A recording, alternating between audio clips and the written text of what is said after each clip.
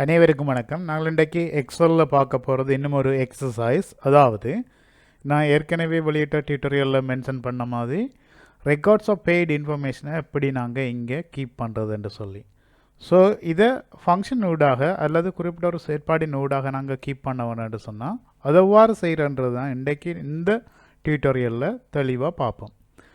So இதுக்கு முதலாவது என்ன செய்ய வேணும்னு சொன்னால், இப்போ எங்களுக்கு ரெக்கார்ட்ஸ் ஆஃப் பெய்டு இன்ஃபர்மேஷனுக்கு தேவையான ஃபீல்ட்ஸை பார்த்தீங்கன்னா ஸ்டாஃப் ஐடி, இஎம்ஐ, அதே போல் மந்த் மெட்டது பெய்டு ஒன்று.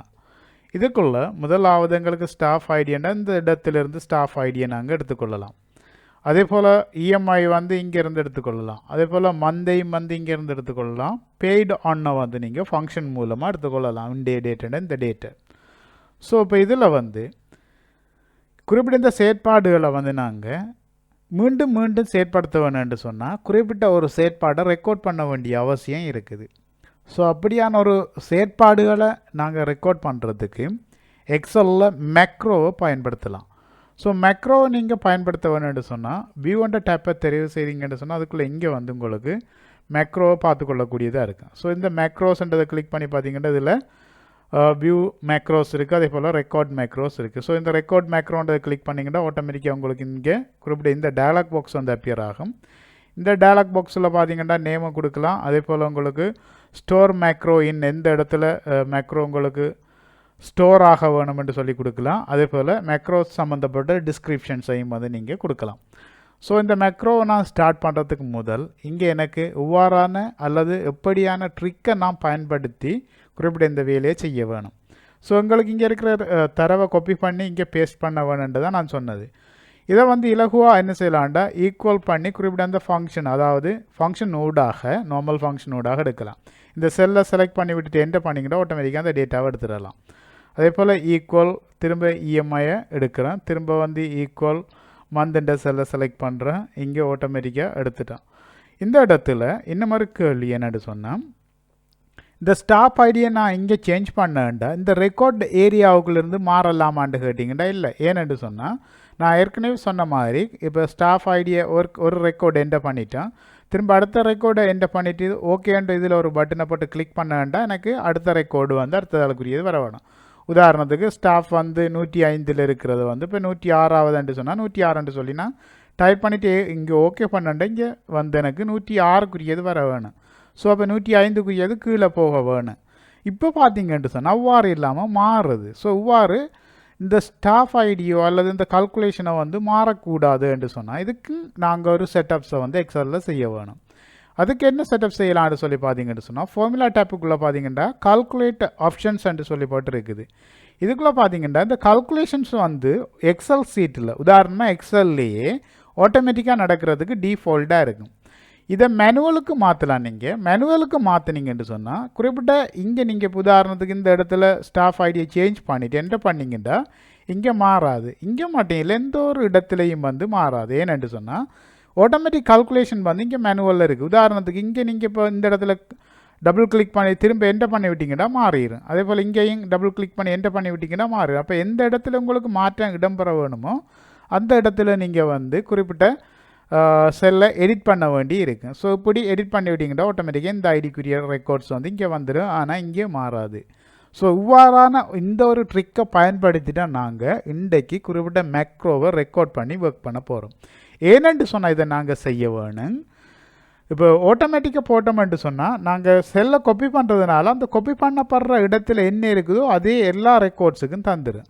ஸோ இவ்வாறான தேவை வரும் பொழுது நாங்கள் அதை பாவிக்கிறதுக்காக தான் இந்த கால்குலேட் ஆப்ஷன்ஸ்ன்றது எக்ஸலில் காணப்படுது. அப்போ இந்த கால்குலேட் ஆப்ஷன்ஸ் நாங்கள் எந்த சந்தர்ப்பத்தில் பாவிக்கலாம்ன்றது இப்போ உங்களுக்கு தெளிவாக விளங்கி இருக்குன்னு நான் நினைக்கிறேன். ஓகே, இப்போ நாங்கள் மேக்ரோன் ஊடாக ஏற்கனவே நாங்கள் எங்களுக்கு தேவையான ஒரு சில செட்டப்ஸ் செஞ்சுட்டோம். மேக்ரோன் ஊடாகங்கிற செயற்பாடை நாங்கள் எப்படி செயற்படுத்துகிறோன்றதை பார்ப்போம். ஓகே, அடுத்தது வந்து நான் இப்போ ஏற்கனவே கேட்ட கேள்வி மாதிரி இந்த இடத்துல ஓகேன்ற பட்டனை போட்டுட்டு குறிப்பிட்ட டேட்டாவை என்டர் பண்ணதுக்கு பிறகு ஓகேன்ற பட்டனை நான் கிளிக் பண்ணேன்னு சொன்னால் எனக்கு குறிப்பிட்ட அந்த ரெக்கார்ட்ஸை வந்து இங்கே ரெக்கார்ட் பண்ண வேணும். ஸோ இவ்வாறு ரெக்கார்டுகள் வந்து ஒன்றன் கீழ் ஒன்றாக அப்படியே வந்து கொண்டே இருக்கோன்னா இந்த டேட்டாவை என்டர் பண்ணி ஓகே பண்ண ஸோ இவ்வாறான செட்டப்பை வந்து மேக்ரோவில் செய்யலாம்னு ஏற்கனவே சொன்னேன்னா. ஸோ இந்த மேக்ரோண்ட ஸ்டெப் ரெக்கார்ட்ஸை வந்து எவ்வாறு செய்கிற அப்படின்னு சொல்லி நாங்கள் அடுத்ததாக பார்ப்போம். ஸோ இதுக்கு வந்து நீங்கள் என்ன செய்யணும்னு சொன்னால் வியூ டேப்பை தெரிவு செய்துட்டு வியூக்குள்ளே இந்த ரைட் சைட் கார்னரில் பார்த்தீங்கன்னு சொன்னால் உங்களுக்கு மேக்ரோஸ்ன்றதை பார்க்கக்கூடியதாக இருக்குது. இந்த மேக்ரோஸுக்குள்ளே பார்த்தீங்கன்னு சொன்னால் ரெக்கார்ட் மேக்ரோன்னு சொல்லி இருக்குது. ஸோ இதை கிளிக் பண்ணி விட்டிங்கடா ஆட்டோமேட்டிக்காக உங்களுக்கு குறிப்பிட்ட இந்த ரெக்கார்ட் மேக்ரோவுக்கான டயலாக் பாக்ஸ் வரும். ஸோ இதில் வந்து உங்களுக்கு தேவையான ஒரு நேமை கொடுக்கலாம். உதாரணத்துக்கு நான் மேக்ரோ 1 சொல்லி கொடுக்குறேன். மேக்ரோ ரன் பண்ணுறதுக்கு ஏதாவது ஷார்ட்கட் கீ பாவிக்க போகிறீங்கன்னா நீங்கள் இந்த இடத்துல விரும்புகிற ஷார்ட்கட் கீயை கண்ட்ரோலோட கொடுக்கலாம். மற்றது உங்களுக்கு இந்த மேக்ரோ ஸ்டோர் பண்ணப்பட வேண்டிய இடம் வந்து எங்கே, உதாரணமாக திஸ் ஒர்க் புக்குண்டா இதிலே சேவ் பண்ண போகிறீங்கன்னு சொன்னால் இதையே தெரிவு செய்துட்டு ஓகேன்ற பட்டனை கிளிக் பண்ணி விட்டீங்கன்னு சொன்னால் இப்போ உங்களோட மேக்ரோ ரெக்கார்டிங்கில் இருக்கிறத பார்த்து கொள்ளக்கூடியதாக இருக்கும். ஸோ இந்த சந்தர்ப்பத்தில் நீங்கள் எக்ஸலில் செய்கிற ஒவ்வொரு ஸ்டெப்ஸையும் வந்து இந்த மேக்ரோ ரெக்கார்ட் ஆகும். அப்போ இப்போ என்ன செய்ய போகிறீங்கன்னு சொன்னால் உங்களோட டேட்டாவை என்டர் பண்ணதுக்கு பிறகு இந்த இடத்துல உங்களோட குறிப்பிட்ட ஸ்டாஃப் ஐடியை கொண்டு வர போகிறீங்க. அதுக்கு ஈக்குவல்னு சொல்லி டைப் பண்ணிவிட்டு குறிப்பிட்ட இந்த செல்லை செலக்ட் பண்ணிவிட்டு எந்த கீயை ப்ரெஸ் பண்ணி விட்டிங்கன்னா ஆட்டோமேட்டிக்காக உங்களுக்கு அந்த டேட்டாவை வந்து இங்கே எடுத்து தரும். திரும்ப இஎம்ஐயை கொண்டு வரணும். ஸோ இஎம்ஐயை கொண்டு வர முதல் நீங்கள் என்ன செய்யணும்னு சொன்னால் குறிப்பிட்ட இந்த ஸ்டாஃப் ஐடிக்கான இஎம்ஐ வந்து இங்கே வாரத்துக்கு நீங்கள் ஏற்பாடு செய்யணும். அப்போ இதில் என்ன செய்யலாம்டா டபுள் கிளிக் பண்ணி ஒரு தடவை என்டர் பண்ணி விட்டிங்கன்னா குறிப்பிட்ட இந்த ஃபங்க்ஷன் ரீஃப்ரெஷ் ஆகும். ஸோ அடுத்தது அதுக்கு பிறகு ஈக்குவல் பண்ணி குறிப்பிட்ட அந்த இஎம்ஐயை வந்து கொண்டு வரலாம். அடுத்து அதே போல் இந்த இஎம்ஐ ரீஃப்ரெஷ் பண்ணுற மாதிரி பிரின்சிபலையும் ரீஃப்ரெஷ் பண்ணி விடுங்க, இன்ட்ரெஸ்ட்டையும் ரீஃப்ரெஷ் பண்ணி விடுங்க, அதே போல் குறிப்பிட்ட இந்த ஃபங்க்ஷனையும் ரீஃப்ரெஷ் பண்ணி விடுங்க. அப்போ உங்களுக்கு இந்த எவ்வளோ ஃபங்க்ஷனையும் மேக்ரோ வந்து நீங்கள் செயற்படுத்தும் பொழுது அது ஆட்டோமேட்டிக்காக ரீஃப்ரெஷ் பண்ணிவிடும்.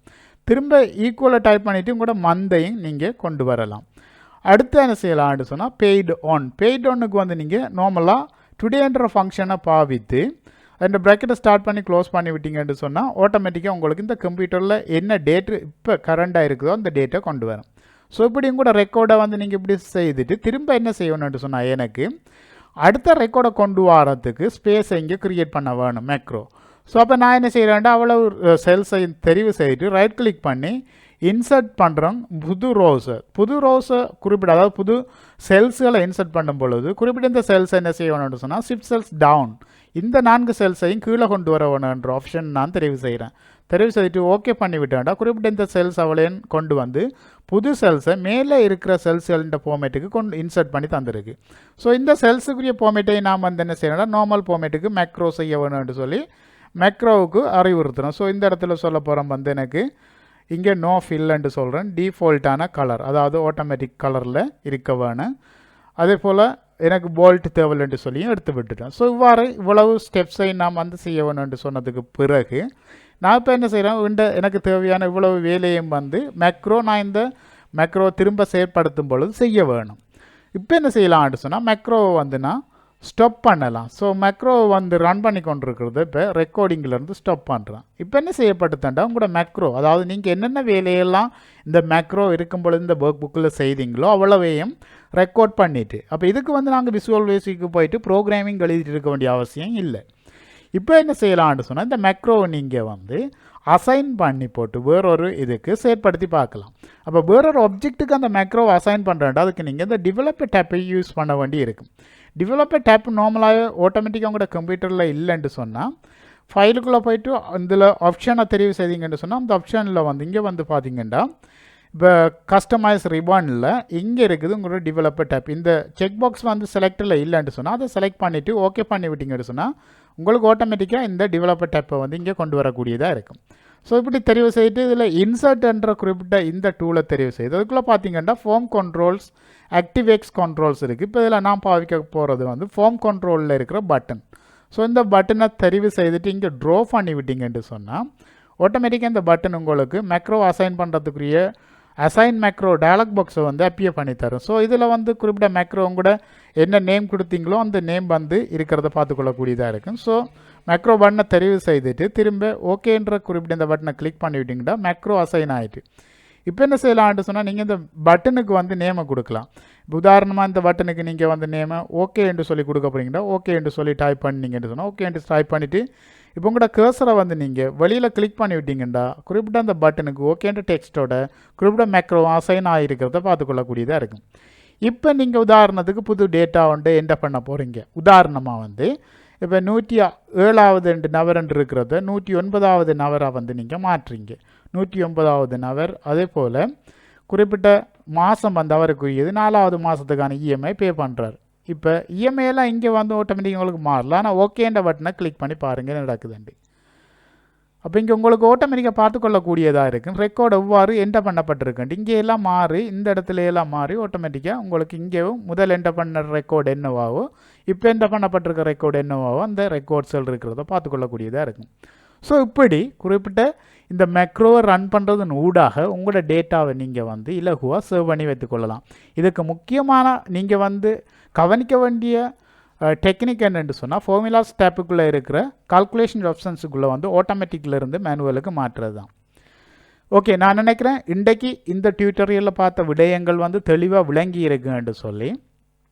இது விளங்கலை அப்படின்னு சொன்னால் காம்டீச்சர்ஸில் காணப்படுற கமெண்ட் செக்ஷன் ஊடாக உங்களோட கேள்விகளை நீங்கள் வந்து கேட்டு அனுப்பலாம். அதுக்கான பதில்களை அதுக்கு அடுத்து தான் நான் வெளியிட போகிற வீடியோவில் வந்து நிச்சயமாக சேர்த்துக்கொள்வோம். மீண்டும் இந்த டியூட்டோரியலை பார்த்தமைக்கு நன்றியை சொல்லிக்கொள்வதோடு மறக்காமல் இந்த சேனலை சப்ஸ்கிரைப் பண்ணி அதில் காணப்படுற பெல் பட்டனையும் அழுத்தி வைங்க. நான் அடுத்ததாக வெளியிட போகிற வீடியோ டியூட்டோரியல் வந்து உங்களுக்கு இலகுவாக நோட்டிஃபிகேஷனில் கிடைக்கும். Thank you so much.